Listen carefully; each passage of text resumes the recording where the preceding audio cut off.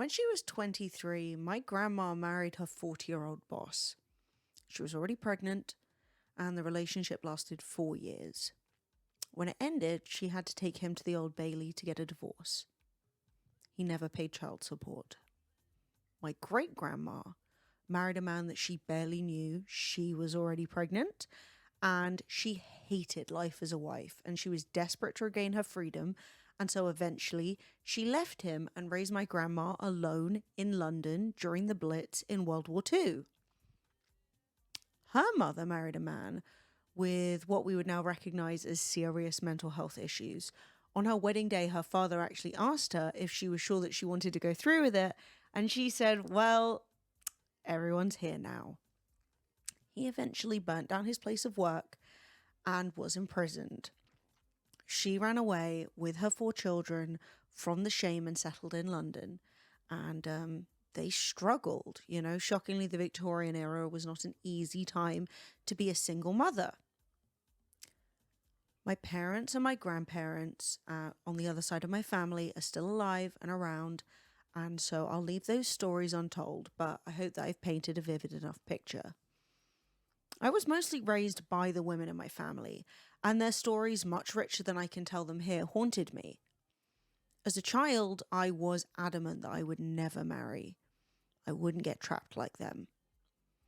But then Fred came along, and as I'm sure you're probably aware if you've been here before, this channel used to be called Fremily, which was a silly portmanteau of Freddie and Emily. And it was named for my husband and I.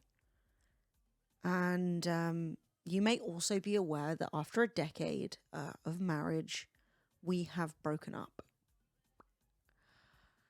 I have shared more on my live stream and on social posts, but while it was my choice, it was ultimately one I was not expecting to have to make.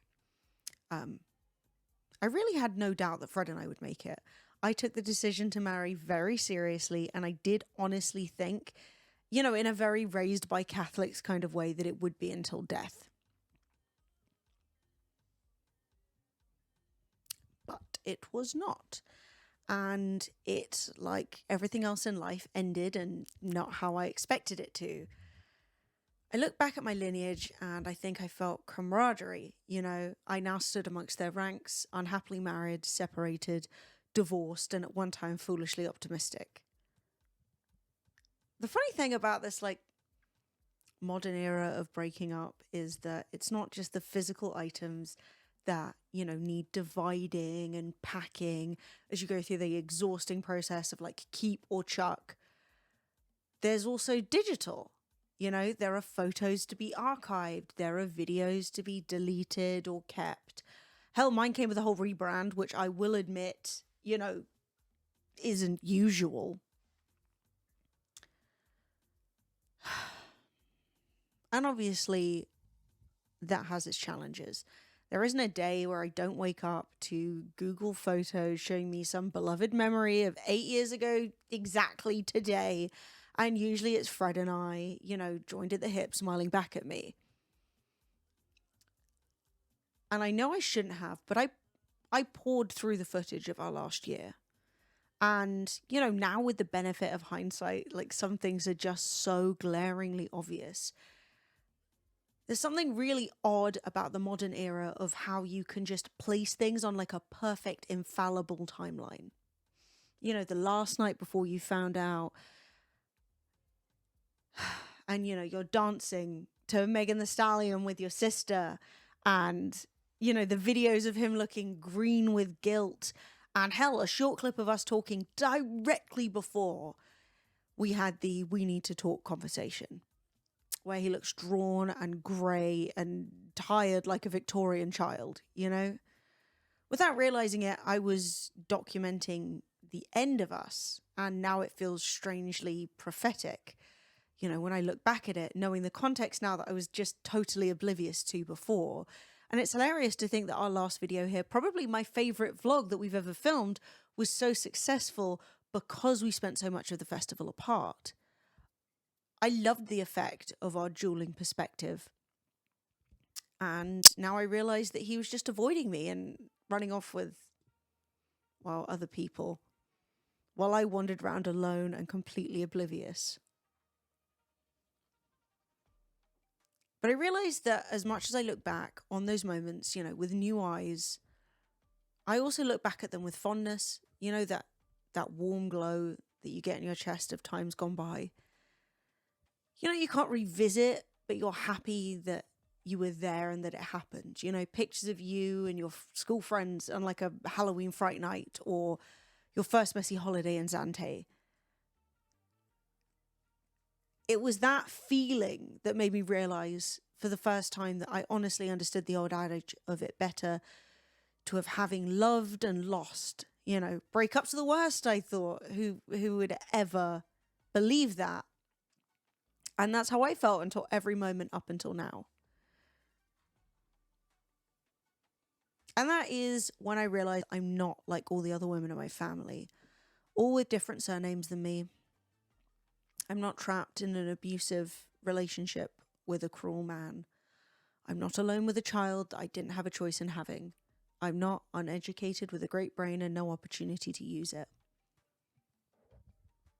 I am one of the first lucky enough to know what it's like to be loved by someone who knows every aspect of you.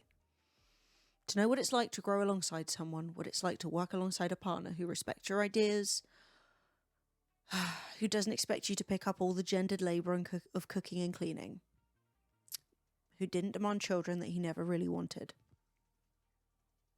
I'm not like them because I get to leave when it's time. I get to start my own business and I get to branch out as a woman in the world without the sticky black label of being left on the shelf. I didn't pick badly. Sometimes things just end.